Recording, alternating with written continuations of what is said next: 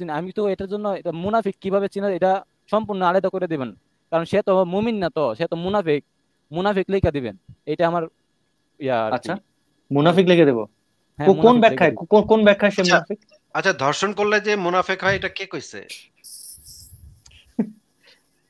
দর্শন করলে মুনাফিক হবে না কেন? সে তো কে ডাইরেক্ট বলছে? কোরআনের আপনারা কে আইনই বলছে? ভঙ্গ করলেন। এটা আপনারা কে বলছে? একটু আমাকে একটু আগে বলেন তো। আমি আপনাকে হাদিস বের করে দেখাইতেছি। আপনার নবী আমাদের সৃষ্টি বলছে ধর্ষণ করলে সে জান্নাতে যাবে। সে তো ভাই অবশ্যই এত অবশ্যই কিছু জান্নাতে যেতে করার পারে, আল্লাহ নবী তাআলা নিজেই তো তো দর্শক ক্ষমাশীল, ছিল। ক্ষমাশীল, আল্লাহ তাআলা নবী তো ক্ষমা নিজেই করতে দর্শন পারে। করছে, হ্যাঁ, সে আল্লাহ দর্শন করে আল্লাহ জান্নাতে যাবে, এটা আবার কেমন কথা? আল্লাহ তো আমি ক্ষমাশীল, বলছি আল্লাহ কমার্শিয়াল। দর্শন করলেও আল্লাহ ক্ষমা করে দিবে। এটা তো আল্লাহ বলছে তো। ভাই আমার কিন্তু ভাই কিরকম জানি লাগতেছে, আপনি যে নবীর দর্শনের কথা কইতাছেন, এটা কিন্তু কিন্তু আমার মাথার মেজাজ, আমারে সারাদিন গালি দেন, আমার কিছু আপত্তি আপনার নেই, কোনো কিছু আপনার বলবো না আমি। আপনার আব্দুল্লাহ আপনারা আমারে গালি মেজাজ গালি দিতেছেন। দেন, খারাপ হলো না কি আব্দুল্লাহ আমারে এটা দিয়ে গালি আমি দেন, কি কিন্তু বলবো? নবী লয়ে কিছু আপনারা করেন না ভাই। আপনারা কেন গালি দিতে আপনার যাব? আমরা চিনি। চিনেন না কি আপনার হয়েছে আপনার তাহলে? লুচ্চা আপনার নবীকে মেজাজ খারাপ হয়েছে না কি আব্দুল্লাহ হয়েছে, এটা আবার এটাতে আবার কি আব্দুল্লাহ যায় আসে? আপনার লুচ্চা নবীকে এমন একটা কথা হচ্ছে আপনার মেজাজ খারাপ, আপনি ভালো হয়েছে আপনার মেজাজ খারাপ হইলে আমার, কেমন কথা?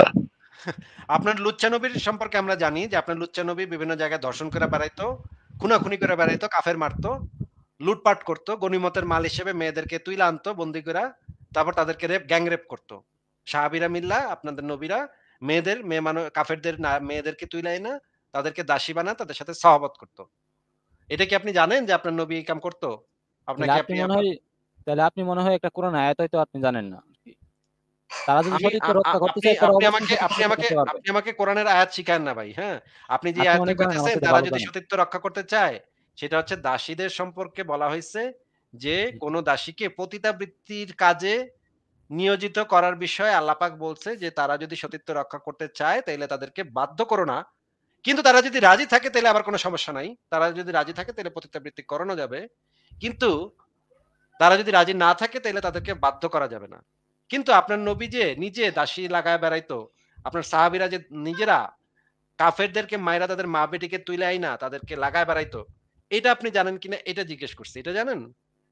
আমি তো আর এরকম হাদিস নিয়ে পড়াশোনা করি নাই, আপনারা যেভাবে তাহলে আমরা পড়াশোনা আপনাকে করেন হাদিস আসাদ বাইর করে দলিল দেখাবো, অসুবিধা কি? হাদিস দেখান, এখনই বের করে দেখাবো। ঠিক আছে? দেখান তাইলে অবশ্যই আপনি দেখান। তাহলে তো আপনি দেখতে চাচ্ছেন যে আপনার নবী এই কাম করতো কিনা? আপনার নবী সাহাবীরা সবাই মিল্লা এই মেয়েদেরকে তুইলাই না, কাফেরদেরকে তুইলাই না। তারপরে আমি কি বলছি ভাই একটু বলেন তো? কি করতো আপনার নবী? দাসীর কথা বলছিলেন নাকি? আচ্ছা এই হাদিসটা একটু পড়ে শোনান আমাদেরকে। সহি মুসলিম ইসলামিক ফাউন্ডেশন দুধপান পরিচ্ছেদ ইস্তিবরার পর যুদ্ধ বন্দিনীর সাথে সঙ্গম করা জায়েজ এবং তার স্বামী বর্তমান থাকলে সে বিবাহ বাতিল। উবাইদুল্লাহ ইবনে উমর ইবনু মাইসারা কাওয়ারিরি রহমতুল্লাহ আবু খুদরি থেকে বর্ণিত, রাসূল সাল্লাল্লাহু আলাইহি সাল্লাম হুনাইন যুদ্ধের সময় আওতাসের দিকে একটি বাহিনী পাঠান। তারা শত্রু দলের মুখোমুখি হয় এবং তাদের সাথে যুদ্ধ করে জয়লাভ করে এবং তাদের অনেক কয়েদিকে তাদের হস্তগত হয়। এদের মধ্য থেকে দাসীদের সাথে সহবাস করা রাসূল সাল্লাল্লাহু আলাইহি ওয়াসাল্লামের কয়েকজন সাহাবী যেন নাজায়ের মনে করলেন। তাদের মুশরিক স্বামী বর্তমান থাকার কারণে আল্লাহ তাআলা এই আয়াত অবতীর্ণ করেন এবং স্বামী নারীর মধ্যে তোমাদের অধিকারভুক্ত দাসী ব্যতীত সকল সধবা তোমাদের জন্য নিষিদ্ধ, অর্থাৎ তারা তোমাদের জন্য হালাল যখন তারা তারা তাদের ইদ্যত পূরণ করে নিবে। গর্ভবতী হলে প্রসব, অন্নদায় এক ঋতু অতিবাহিত হওয়াকেই ইস্তিবরার বলে। হাদিসের নাম আচ্ছা। সহিহ শাহীন।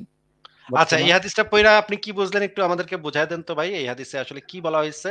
মোহাম্মদ মানে একদল মানে সৈন্য পাঠাইলো আওতাসের দিকে। তারপরে তারা কাফেরদের সাথে মুখোমুখি হইল নাকি ভাই? হুম, তারপর কাফেরদের সাথে যুদ্ধ হইল নাকি? হ্যাঁ যুদ্ধ হলো। তারপর কাফেরদের মধ্য থেকে কাফেরদের মা বেটিকে দাসী হিসেবে তারা কয়েদ করে নিয়ে আসলো, বন্দী করে নিয়ে আসলো নাকি? হুম, যুদ্ধবন্দিনী যাদেরকে বলে নাকি? হুম, বন্দী করে তো আনছে। তারা তো আর ইচ্ছায় দাসী। আসেনি নাকি? ভাই হাদিস তো বুঝতে হলে অনেক ব্রেন না, না লাগবে, আমার হাদিসে তো এরকম ব্রেন নাই তো।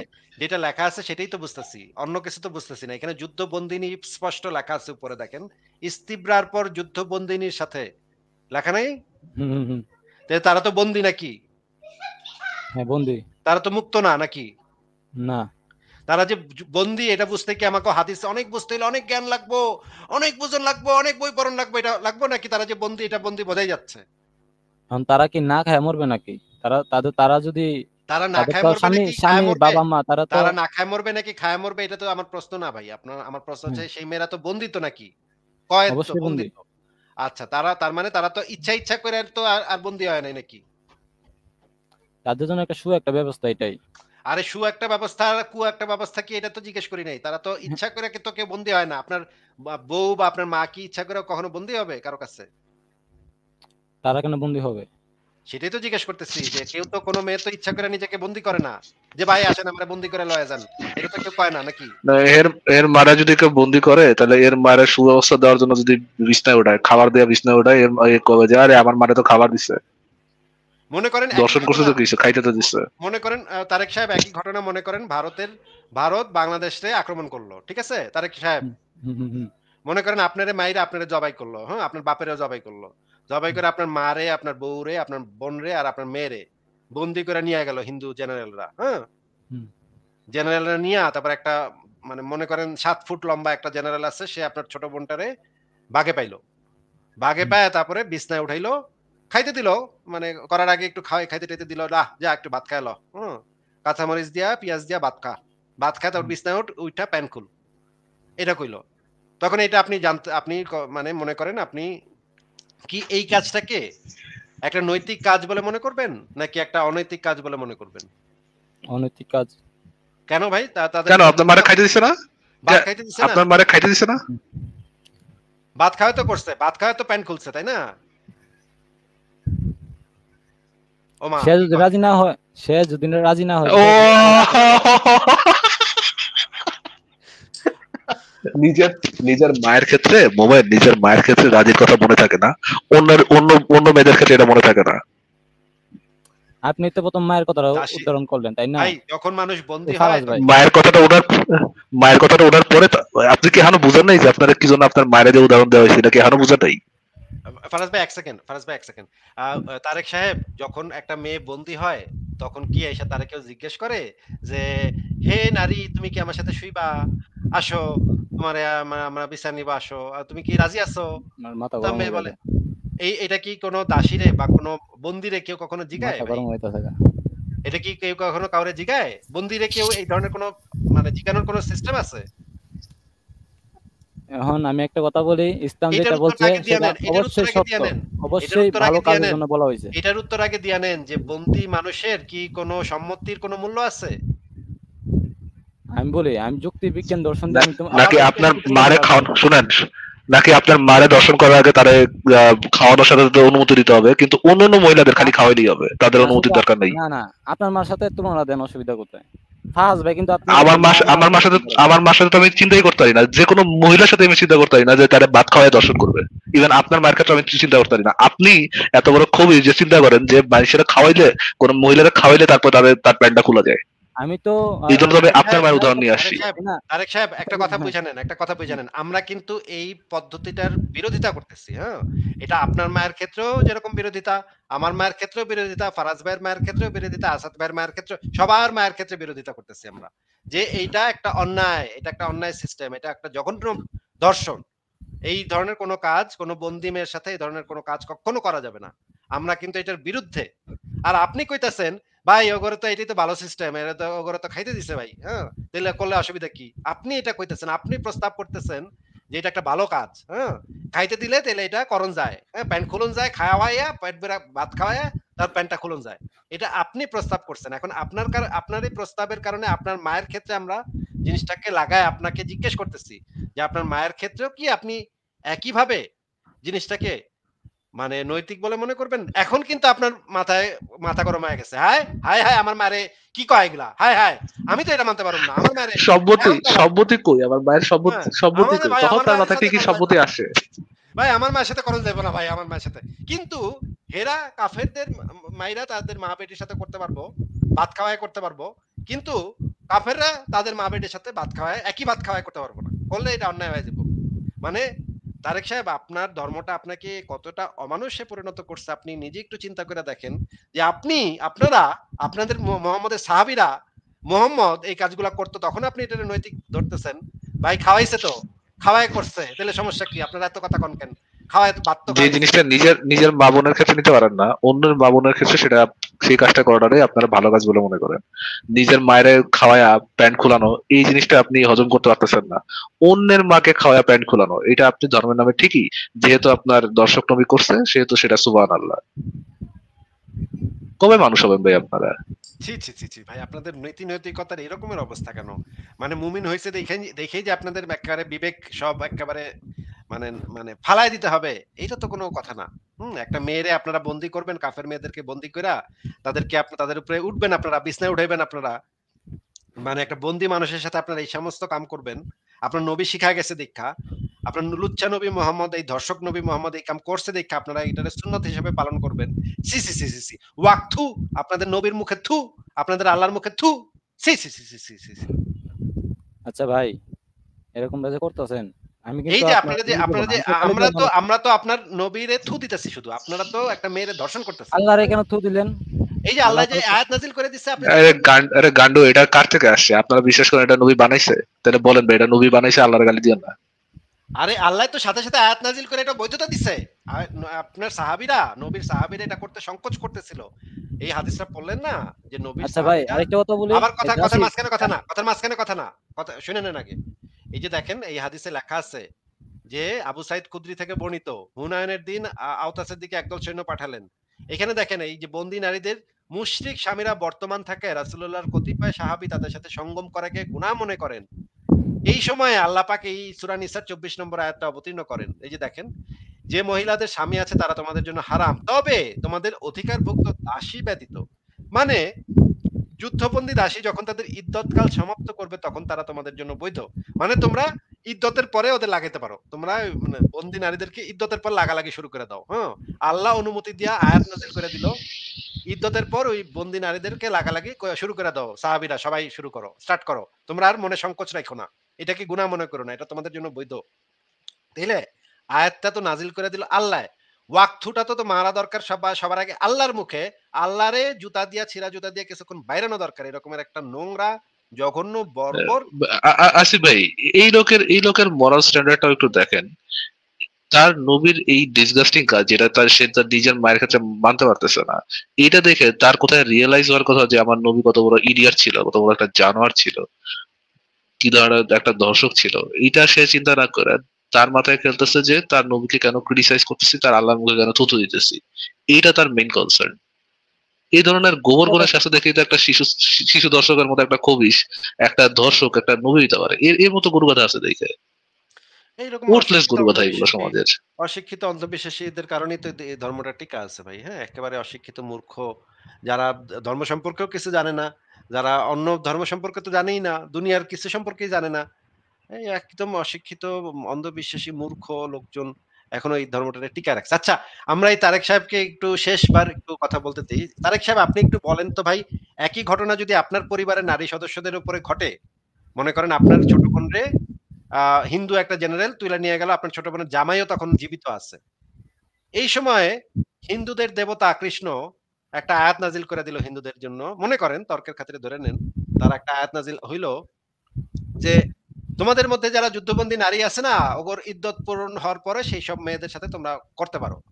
তখন ওই হিন্দু জেনারেল গিয়া আপনার ছোট বোনের জামাইয়ের চোখের সামনে দিয়ে আপনার ছোট বোনের নিয়ে গিয়া বিছনায় তুললো এবং খাটে তুইলা খাট কাঁপানো শুরু করে দিল। এরকমের অবস্থায় আপনার ছোট বোনের জামাইয়ের মন মানসিকতা কেমন হবে বলেন তো ভাই? আপনার তার জামাইয়ের কেমন লাগবে? আপনার কেমন লাগতো বলেন তো ভাই? খারাপ লাগবে। তাইলে আপনার নবী যে আল্লাহ যে এই কামটারে বৈধতা দিল, হালাল বলল, এইটা ওই কাফেরদের মনে কেমন লাগছিল ভাই? তারা তো বাইচা ছিল না, মারা গেছিল, এটা তো আর বলতে না, না, না, পারতেছি না। এই যে এই হাদিসটাতে দেখেন এখানে তো তারা বর্তমান ছিল। এই যে দেখেন এখানে পড়েন, কিন্তু সেই বন্দী নারীদের মুশরিক স্বামীরা বর্তমান থাকায় রাসূলুল্লাহর কতিপয় সাহাবী তাদের সাথে সঙ্গম করাকে গুনাহ মনে করেন। দেখা যাচ্ছে এটা? হুম। লাইনটা দেখা যাচ্ছে ভাই? বর্তমান তাদের হ্যাঁ, হ্যাঁ। মুশরিক স্বামীরাও বর্তমান ছিল। আচ্ছা ধরে নিন, তারপরে ধরে নিন স্বামীরা বর্তমান নাই, স্বামীরাও মরছে। মেয়েরা তো বাইচা আছে। এখন মেয়েদেরকে বন্দী করে নিয়ে আসছে, বাইন্দা নিয়ে আসছে, তাই না? বন্দী মানে কি? বাইন্দা তো নিয়ে আসে নাকি? হুম। হ্যাঁ ভাই? মানে একটা হুম, বন্দীকে কিভাবে যুদ্ধবন্দীদেরকে হাতে পায়ে শিকল দিয়ে বাইন্ধা নিয়ে আসে, তাই না? এটা দেখছেন না? হুম, হুম। আচ্ছা, শিকল দিয়ে বাইন্ধা নিয়ে আসলো একটা মেয়েরে। এখন মেয়েটারে ভাগ-বাটোয়ারা হইতেছে। মনে করেন ১০০ টা মেয়ে ধরা পড়ছে। ১০০ টা মেয়েরে এখন ভাগ-বাটোয়ারা ভাই, করতেছে। ভাই কথা শুনে নেন, আসিফ মহিউদ্দিন তারেক ভাই। সাহেব কথা শুনে নেন, কথা শুনে নেন। মনে করেন ১০০ টা মেয়ে ধরা পড়ছে, হ্যাঁ? ১০০ টা মেয়েরে পাইছে। মানে সেনাবাহিনীর সদস্যরা ১০০ টা মেয়েরে পাইছে। এখন সেনাবাহিনীর সদস্য আছে ৫০০, মেয়ে পাইছে ১০০। তাইলে এখন কেমনে কি করব? এখন কইছে যে ৫ জনে মিললা একটারে করবি, হ্যাঁ? ৫ জন সৈন্য মিললা একটা মেয়ের সাথে করবি তোরা। এখন ৫ জন সৈন্যরে একটা মেয়ে করে দিছে। ভাগ করে দিছে। খলিফা ভাগ করে দিছে। হুম। এখন ৫ জনে ঘন্টায়, ঘন্টায় গিয়া করতাছে মেয়েটার সাথে। ঠিক আছে? এখন আপনি কোন তো ভাই এটা কেমন, মানে সিস্টেমটা কেমন? আপনার কাছে কেমন মনে হইতেছে? এটা তো ভালো সিস্টেম নাকি আপনার এই সিস্টেমটা মতে? তো আপনি ভুল বলছেন। না, না, এটা তো আমি অন্য একটা সিস্টেমের কথা বলছি। এটা যে ইসলামের সিস্টেম এটা তো এখনো বলি নাই ভাই। এটা আমি বলছি এই সিস্টেমটা আপনার কাছে কেমন মনে হইতেছে? সিস্টেমটা অবশ্যই খারাপ। আচ্ছা, যদি ওই যে একজনরে একটা দেয় তাইলে কি সিস্টেমটা ভালো হয়ে যাবে নাকি? বুঝতে পারি নাই। যদি একটা সৈন্যরে একটা করে মাইয়া দেয় তাইলে তো এটা ভালো সিস্টেম হয়ে যাবে নাকি? আরে ভাই, সে যদি সতীত্ব রক্ষা করতে চায় সে তো আর ইচ্ছা করে নিতে পারে না। সে যদি ইচ্ছা করে নেয় তাহলে তো সে অবশ্যই সীমা লঙ্ঘনকারী। সতীত্ব তো রক্ষা হবেই। যদি মালিক তার সাথে করে তাতে তো সতীত্ব লঙ্ঘন হয় না। এটা আপনাকে কে বলছে? মালিক যদি তার সাথে সহবত করে, যার ভাগে তারে দেয়া হইছে, সে করলে তো সতীত্ব লঙ্ঘন হয় না ভাই। আমি ভাই একটা কথা বলি, এই যে আপনি যে দাসী নিয়ে কথা বলছেন, দাসীর ব্যাপারে আমার আপনি খুবই অল্প আপনাকে জ্ঞান। আপনি অন্য আচ্ছা, একটা আপনি সাবজেক্ট নিয়ে আপনি কথা আপনি বলতে যে পারেন। বললেন যে সতীত্ব রক্ষা করতে চাইলে তার সাথে করা যাবে না। এটা তো হচ্ছে দাসীদেরকে পতিতালয়ে কাজে লাগানো যাবে না। মানে ওই সময় কাফের এবং মুসলমানদের অনেকে তাদের দাসীদেরকে পতিতা হিসেবে ব্যবহার করত। মানে তাদেরকে দিয়ে ভাড়া খাটাইতো। ভাড়া খাটায় পয়সাগুলা তারা নিয়ে নিত। মালিকেরা টাকাগুলা নিয়ে নিত। আল্লাহ হ্যাঁ, পাক, হ্যাঁ, হ্যাঁ, হ্যাঁ, হ্যাঁ, হ্যাঁ। আমি জানি তো আপনি কোন আয়াতটার কথা বলতেছেন ভাই। সেইটা তো ভিন্ন বিষয়। সেটা তো এই বিষয় না। এখানে বলা হয়েছে যে তোমাদের মানে দাসীদেরকে পতিতা হিসেবে ব্যবহার করতে আল্লাহ পাক একটা মানে হালকা নিষেধ করছে। তাও আবার কড়া কইরা নিষেধ করে নাই। ওই আয়াতটা ভালো করে পড়ে দেখেন। লাস্টে আবার লেখা দিচ্ছে, তারপরেও যদি তোমরা এটা করো তাইলে আল্লাহ ক্ষমাশীল। আল্লাহ তোমাদের ক্ষমা করে দিবে। তোমরা যদি বাধ্য করো তাইলেও আল্লাহ ক্ষমা করে দিবে। আপনি কি তওবা করলে আয়াতটা তো অবশ্যই দেখবেন? ক্ষমা করতে পারে। আয়াতটা কি তিনি আপনি তো দেখবেন? ক্ষমাশীল। ওই আয়াতটার দরকার হইলে আমরা আরেকদিন আলোচনা করবনে। ওইটা আমি বাইর করে দেখায় আপনারা আলোচনা করবেন। এখন আগে ভাই, এইটা বইলা নেন। এইটা বইলা নেন যে এই যে আপনার নবী এবং আল্লাহ যে দাসী লাগানি আল্লাহ পাক এবং দাসী লাগানি মোহাম্মদ, এরা যে এই যে দাসী লাগালাগি করত, মেয়ে লাগালাগি করত, এই যে বন্দী নারীদেরকে লাগালাগি করত।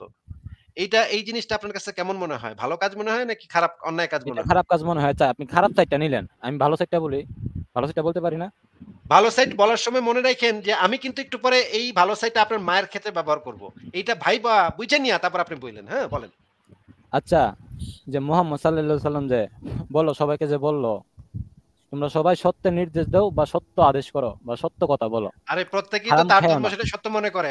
প্রত্যেকেই তার ধর্মের সত্য মনে করে। হিন্দুরাও কইবো তোমরা সত্য হিন্দু ধর্মের দাওয়াত দাও সবাইরে। হ্যাঁ? সত্য হিন্দু ধর্মের আচ্ছা, ধর্মের দাওয়াত কথা দিতে বাদ। থাকো। ধর্মের কথা বাদ। সে যে আচ্ছা, বলল তাহলে যে মদ খাওয়া শোনো, মদখোর বা জুয়াখোর এরা তো মদ খাওয়া জুয়া খেলা এটা কিন্তু ভালো মনে করে। কারা? তাহলে কারা? যে মদ খায়, যে মদ খায় সে মদকে ভালো মনে করে আপনার আপনার দৃষ্টি অনুযায়ী। যে না, জুয়া আমি খেলে, তো হ্যাঁ। মুসলমান ভাই। আমি আরেকটা কথা কইলে আসাদ ভাই, আচ্ছা আসাদ ভাইয়ের সাথে আমার কথা ভাই খালি। মানে 10 মিনিট এক কথা সেকেন্ড বলবো এক সেকেন্ড আসাদ ভাইয়ের সাথে কথা এক বলবো সেকেন্ড ভাই। মানে কইরা মানে একটা দর্শকের কাছ থেকে দর্শন কইরা দর্শক বলতেছে তোমরা ভালো কাজ করো, সত্য কথা কও, আমাদের ওটা দেখতে হবে যে যদিও সে দর্শন করছে সে তো সত্য কথা কইতে বলছে। We have to just based on but এই কাণ্ডগুলো কোথা থেকে আসে ভাই? আচ্ছা, ঠিক আছে, ওনা- ও- ঠিক আছে। মানে ফারাজ ভাই, তার বাইরে ঠিক যদি আছে। দর্শকরা কেউ বলে যে সত্য কথা বলো সত্য কথা বলো, তাহলে তাহলে কি মানে সে না, ওনার ওরা কি ওনার হয়? ব্যাখ্যা অনুযায়ী ফরাজ ভাই উনি বলতেছিলেন এটা উনি যেহেতু মুসলমান, উনি মদ খাবেন না। তো যারা মদ খায় তাদের বক্তব্য হচ্ছে যে মানে ওনার বক্তব্য অনুযায়ী আচ্ছা মদ খাওয়া খারাপ, কিন্তু যারা মদ খায় তারা তো মনে করে যে মদ খাওয়া ভালো। যে যে জুয়া খেলে, হ্যাঁ, যে সুদ খায়, হ্যাঁ, তো ওনার বক্তব্য যে এগুলো ঠিক না, এগুলো খারাপ, কিন্তু এগুলো যে খায় বা যে করে তার কাছে তো এটা ঠিক। তাহলে এইটা বলার মানে কি? আচ্ছা, আমি মানে তারেক সাহেবকে একটা প্রশ্ন করি যে তারেক সাহেব মনে করেন আপনার বাংলাদেশের একজন ক্ষমতাশালী এমপি মনে করেন শামীম ওসমান আপনার বাসায় ঢুইকা আপনার ২ বোনের রেপ করল। রেপ করার পর বাসায় চইলা গেল। তারপরে ওই শামীম ওসমানের তো ভালো কিছু আছে। সে হয়তো ২-১ দিন ২ টা ফকিররে ৳১০০ করে ভিক্ষা দিছিল। এখন আমরা কি বলতে পারি যে সেই শামীম ওসমান যদি এই ঘটনা ঘটায়, তারে কি আমরা একজন ধর্ষক বলবো নাকি একজন ভালো মানুষ বলবো? যেহেতু সে ২-১ দিন ফকিররে ৳১০০ করে দিছিল। কি বলবো? আপনি কি বলবেন তারে বলেন তো একটু যদি ভাই? শুনেন, শুনেন। সে যদি যে কোনো ২ টা বোনের যদি ইজ্জত নষ্ট করে থাকে, সে অবশ্যই সীমা লঙ্ঘন করছে, কিন্তু তো মানুষের হক কিন্তু আল্লাহ তাআলা মাফ করবেন না। সেটা মানুষের তো হকটা ভিন্ন কিন্তু প্রশ্ন। দেওয়া লাগবে আপনাকে যেটা কিয়ামতের জিজ্ঞেস দিন। করছি সেটার উত্তর তো দিচ্ছেন না ভাই। আপনাকে যেটা প্রশ্ন কোনটা, করি কোনটা, কোনটা? সেটার উত্তর দেন না। আপনাকে জিজ্ঞেস করছি যে শামীম ওসমান আপনার ২ বোনকে একসাথে ধর্ষণ করে গেছে, হ্যাঁ? এরপরে আমার না, আমার সে না। যাওয়ার আপনি সময় এরকম বইলেন না, এরকম বলবেন না। আপনাকে আবার মিউট করে রাখতেছি। মনে করেন আপনার ক্ষেত্রে ব্যবহার করতে হবে কারণ আপনি তো বুঝতেছেন না এই কারণে। আমরা তো এগুলোর বিরোধিতা করি। আপনার বোনের ক্ষেত্রেও আমরা বিরোধিতা করি। আমাদের বোনের ক্ষেত্রেও এটা বিরোধিতা করি। আমরা তো বলবো এই বেটা দর্শক। হুম? এখন আপনার মতামতটা জানতে চাচ্ছি কারণ আপনি তো এগুলো সাপোর্ট করতেছেন। মানে এই রেপিস্টের ভালো দিক আপনি খুঁজে বের করতে কইতেছেন আমাদেরকে। হ্যাঁ? একটা রেপিস্ট যে হচ্ছে দর্শন করছে, এর আবার ভালো দিক কি আছে এটা আবার বাইর করতেছেন আপনি। এইজন্য আপনাকে জিজ্ঞেস করতেছি যে মনে করেন শামীম ওসমান আইসা আপনার ঘরে ঢুইকা ২ বোনরে রেপ করছে। ফাটায়, ফাটায় ফেলাইছে। রক্তারক্তি করে দিছে, হ্যাঁ? কইরা গাড়ি দিয়া বাসায় যাওয়ানোর সময় একটা রাস্তায় দেখছে একটা ফকির, ফকিরে ৳১০০ দিচ্ছে ভিক্ষা। এখন এই যে শামীম ওসমানকে আমরা এখন কি বলতে পারি? যে সে একজন গরিব দুঃখীদের মানে মহান মানবতাবাদী শামীম ওসমান যে গরিব দুঃখীদের দুঃখ বোঝে, সে ৳১০০ ফকিরকে দেয়। এটা বলবো? নাকি তাকে আমরা একজন ধর্ষক বলবো? কোনটা বলবো? আপনি হইলে কি বলতেন বলেন তো? দর্শক বলবো। ওমা তার একটা দর্শক ভালো বলবো। দিক আছে এটা আপনি দেখবেন না? ভাই এটা কেমন কথা ভাই? ভালো দিক থাকলে সে কি আমার বোনের ইজ্জত নষ্ট করে এভাবে করতে পারে কোনদিন? এটা বলেন ওয়াও! আগে। ভালো কথা বলছেন তো তারেক ভাই। আপনার কথা শুনে তো মুগ্ধ হয়ে গেলাম আমি। যে এটা তো একটা ভালো কথা আপনি ভালো পয়েন্ট ধরছেন যে এই টাইপের ৳১০০ ৳২০০ দেয়ার মতো এই একটা ফালতু একটা বিষয়। তার থেকে অনেক বড় অপরাধ তো সে করছে। ২ টা মেয়েরে ধর্ষণ করছে, তাই না? হুম। আপনার সাথে কিন্তু আমি একমত তারেক ভাই, হ্যাঁ? যে এত বড় অপরাধ করার পরেও যে কোথায় কারে ৳২০০ ৳১০০ দিছে এটা নিয়ে আবার এত কথা কওয়ার কি আছে? এ তো বড় আকাম তো এখানে করছে। ২ টা মেয়েরে ধর্ষণ করার পরে এটা তো সবচেয়ে বড় ব্যাপার। এটা তো ২ টা মেয়েরকে একেবারে জীবন ধ্বংস করে দিল। নাকি ভাই? হ্যাঁ, হ্যাঁ, হ্যাঁ। দর্শন করে। তার এখন তো আপনাকে মৃত্যুদণ্ড হওয়া উচিত। মৃত্যুদণ্ড। অবশ্যই, অবশ্যই আপনার সাথে সম্পূর্ণ একমত। আপনাকে আমি সাধুবাদ জানাই যে আপনি এটা বুঝতে পারছেন। এখন আপনাকে আমার জিজ্ঞাসা যে এই যে নবী মোহাম্মদ যে মেয়েদেরকে বন্দি করে আইনা তাদেরকে সাহাবীদের ভিতরে ভাগ করে দিত। তাদেরকে তাদের সাথে সহবত করার জন্য। এখন যদি মোহাম্মদ কাউরে ৳২০০ মানে ভিক্ষা দিয়াও থাকে বা সত্য কথা বলতে বইলাও থাকে, এ দিয়ে কি যায় আসে ভাই? এখানে তো বড় আকাম তো সে কইরা গেছে এখানে। মেয়ে মানুষ দর্শন করছে। কাফেরদেরকে মাইরা তাদের মা বেটিকে তুইলাই না ভাগাভাগি করছে, মেয়েদেরকে ভাগাভাগি করছে। সেই মেয়েদেরকে আবার একেকটা সাহাবীদেরকে দিছে। আবার বইলে দিছে তোমরা করতে পারো। ইদ্দতের পরে করতে পারো ওদের সাথে। এটা তো ভয়ংকর অপরাধ ভাই। এটা তো নারী ধর্ষণ ভাই। একটা মেয়ের সাথে তো এই কাজ করা যায় না। আপনার বোনের সাথেও করা যায় না, আমার বোনের সাথেও কারো সাথে করা যায়। কোন কাফের মুসলিম কারো বোনের সাথে করা যায় না। করা যায়? আপনি কি মনে করেন? করা যায় এই কাজ? না। তাহলে আপনার নবী তো এটা করছে ভাই। এটা তো আপনি ঢাকতে পারবেন না। সহিহ হাদিসে পরিষ্কার বলা আছে, কোরআনেও বলা আছে, তাফসিরেও আছে, সিরাতেও আছে। আপনি কেন দুনিয়ার কোন মুসলমান এটা ঢাকতে পারবে না? আপনার নবী এই আকাম কইরা গেছে। এত বড় আকাম একটা মেয়ের মানে মেয়েকে মানে করা, মেয়ের বিনা অনুমতিতে তার গায়ে হাত দেয়া, তার জামা খোলা। হুম? এইটা তো ভাই সবচাইতে ভয়ংকর অপরাধ। হুম। এটা আপনার আরেকটা বোনের কথা। ক্ষেত্রে এটা আপনার বোনের ক্ষেত্রেও সত্য, আমার বোনের ক্ষেত্রেও সত্য। এইটা তো হুম। আমরা কখনো মাইনে নিতে পারব না। এরপরে সে কোথায় গিয়ে কারে কি সত্য কথা বলতে বলছে নাকি না বলছে এটা তো ওগুলাতে আমরা লাথি মারি। ওগুলা নিয়ে তো আমাদের কোন মানে ইয়েই নেই। আকাম তো সেইখানে কইরা গেছে নবী। আরো তো অনেক আকামের কথা বাকি আছে। আমি তো সেগুলা বাইর করলে একটা, একটা করে বলতে পারি। কিন্তু নবী তো এই একটা আকামই তো একজন মানুষকে মানে ফাঁসিতে চড়ায় দেওয়ার জন্য যথেষ্ট। এটারে পাইলে তো এখন এই নবীরে পাইলে তো এখন জুতার মালা গলায় দিয়ে আমি ফাঁসিতে ঝুলাইতাম। হাতের কাছে পাইলে। হ্যাঁ? চিরা জুতা দিয়ে বাইরে কিছুক্ষণ তারপরে আমি এটার বিরুদ্ধে মামলা দিয়ে এটার ফাঁসিতে ঝুলাইতাম। এত বড় খাটাস। মেয়ে মানুষ ধইরা তারপর এখন এখন এখন আমার কাফেরদের কথা শুনেন। আমার কথা কাফেরদের শুনেন। মেয়েটে মা বোন তুইলাই না তারপরে বন্দি কইরা তারপরে এগুলা করত। কত বড় খাটাসের খাটাস, কত বড় ইতরের ইতর। এখন আপনি কি বুঝছেন যে আমরা কেন নবীরে দর্শক বলি, কেন ইতর বলি, কেন বদমাইশ বলি, কেন লুচ্চা বলি? আমাদের তো একটা পয়েন্ট আছে, তাই না? হ্যাঁ। এখন আপনার বিশ্বাস হইতে পারে। এটা বুঝি যে আপনিও একটা মুসলিম পরিবারে জন্মাইছেন। আপনি ছোটবেলা থেকে শিক্ষা আসছেন। এটা আমরা বুঝি এটা যে আপনার এটা এখন আপনি কি করবেন ভাই? আপনার তো কিছু করার নাই। আপনি একটা মুসলিম পরিবারে জন্মাইছেন। এটা তো আপনার বিশ্বাস করণই লাগবে। আপনার বাপ-মা আপনারে ছোটকাল থেকে শিখাইছে। কিন্তু ভাই আমরা তো এগুলা পড়ালেখা কইরা দেখছি। আমরা তো দেখছি যে এগুলোর ভিতরে কি আচ্ছা, আছে। আচ্ছা। এইগুলো আপনি তো ভাই এত ছাত্ররা পড়েন নাই, আপনি তো এত পড়েন নাই ভাই, এই কারণে আপনি এত আরে কিছু আমি জানেন আমি না। ও আমি আমি যে পয়েন্টগুলো চাইছিলাম আমি এটা বইলা নেই আগে। আমি এটা আগে বইলা নেই তারপরে আচ্ছা যা এক বলার সেকেন্ড বইলা এক সেকেন্ড এক সেকেন্ড তারেক সাহেব এক সেকেন্ড। ১ সেকেন্ড আসাদ আসাদ ভাই ১০ সেকেন্ড আসাদ না হয়। আসাদ ভাই জি ফারাজ ভাই আমি তাহলে আজকে বিদায় নেই। আপনারা একটু কিছুক্ষণ কন্টিনিউ করে তারপরে আপনারা শেষ করে দিয়েন। ফারাজ ভাই আপনি আছেন তো? আসাদ ভাইয়ের আসিফ সাথে ভাই আমার কথা আপনি বলার বরং ছিল শেষ ভাই। করে দেন। আসাদ আসিফ ভাইয়ের ভাই সাথে বরং একটু শেষ কথা করে দেন, কজ আমি খুব বেশি একটা কন্ট্রোল করতে পারবো না আসিফ ভাই। আচ্ছা যদিও আসাদ ভাইয়ের কন্ট্রোল সাথে আছে বাট আসাদ বাট ভাইয়ের সাথে কথা ল্যাক বলার ছিল। করতেছে আর কি। ঠিক আছে, ঠিক আছে। আসাদ আ আ আসাদ ভাইয়ের ঠিক সাথে আছে, কথা বলবো বলেন। ঠিক আছে। আসাদ ভাই আসাদ ভাই যদি ওনার সাথে একটু কথা বলতে চায় তাহলে কথা বলেন। তারপর আমি শেষ করে দিব তাহলে। না অবশ্যই আসিফ ভাই আপনি শেষ করে দেন, কারণ ওই ফারাজ ভাই ওই থিমের লোক হইলে ঠিক ছিল, মানে এই যে দিতে পারলে নিতে পারবে, হ্যাঁ ওই টাইপের হইলে ঠিক ছিল। এই লোকটা আসলে আহ, আচ্ছা তারেক সাহেব, তাহলে আপনি আরেকদিন আমাদের সাথে যুক্ত হন, আরেকদিন আপনার সাথে কথা বলি। আজকে তো আমাদের একদম টাইম শেষ ভাই। টাইম শেষ। ও আমি আপনি যে দলিল আর আপনিও দুইটা কথা দলিল বলতে প্রমাণ নিয়ে আসতে পারেন। আপনিও চাইলে দলিল প্রমাণ নিয়ে আসতে পারেন। আমাদের দাঁত ভাঙা জবাব দিয়ে গেলেন। চাইলে আপনি যদি পারেন তাহলে দলিল নিয়ে এসে আমাদের দাঁত ভেঙে দিলেন। অসুবিধা কি? আমরা খুশি আমার হব। দুইটা হ্যাঁ? আমার দুইটা প্রশ্ন করার ছিল আর কি। তাহলে আরেকদিন করেন এই দুটো প্রশ্ন, আপনার আগে আরেকদিন যুক্ত করবো না? আর দুইটা বইলা নেই না আগে, বেশি না, না সময় লাগবে মানে না। না, এই উত্তর দিতে তো ভাই সময় লাগবে। আজকে আর আমার এত সময় নেই। আমি তো শেষ করে দিতে হবে। আমার ৩ ঘন্টা। উত্তর দেওয়া লাগবে না, খালি দুইটা শুইনা দেন। না, শুনলে তো উত্তর দেয়া লাগবেই ভাই। শুনি না তারপর উত্তর দিব না, এটা কেমন কথা হয়? আপনি আরেকদিন যুক্ত হন, তখন লিখে রাখেন প্রশ্নগুলো, আরেকদিন যুক্ত হয়ে কইরেন। ঠিক আছে? ভাই, একটা উত্তর বলার দরকার ছিল আর কি। না, আজকে আর না ভাই, আজকে আর না। তাহলে আজকে আপনাকে বিদায় জানাই। আপনি আরেকদিন যুক্ত হয়েন, আরেকদিন কথা বলবো আপনার সাথে। আজকে তাহলে বিদায় আপনাকে। তাহলে